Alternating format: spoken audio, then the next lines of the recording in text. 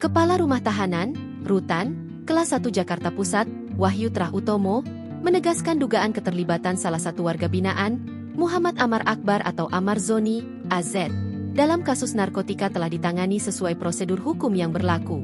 Menurut Wahyu, penemuan barang bukti narkotika di dalam rutan bukanlah akibat kelengahan petugas, melainkan hasil dari deteksi dini melalui penggeledahan blok hunian yang dilakukan secara rutin.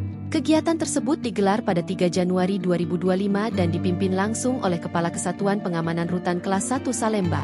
Temuan narkotika telah kami serahkan kepada Polsek Cempaka Putih untuk diproses secara hukum, ujar Wahyu kepada wartawan, Jumat, 10 Oktober 2025. Sebagai langkah penegakan disiplin, pihak rutan menjatuhkan sanksi kepada Amar Zoni berupa isolasi selama 40 hari dan pencabutan hak integrasi berupa pembebasan bersyarat.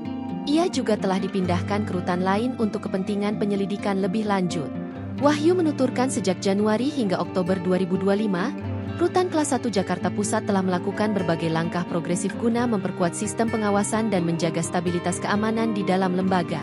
Kami sudah memindahkan 765 warga binaan ke lembaga pemasyarakatan lain di wilayah Jabodetabek untuk menekan tingkat hunian yang telah melampaui kapasitas, jelasnya.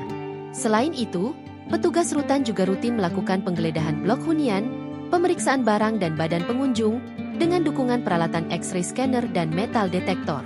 Seluruh prosedur dilaksanakan secara profesional dan humanis, dengan tetap menjunjung tinggi prinsip hak asasi manusia serta mengacu pada standar operasional Kementerian Hukum dan HAM, tegas Wahyu. Download Tribun X sekarang, menghadirkan lokal menjadi Indonesia.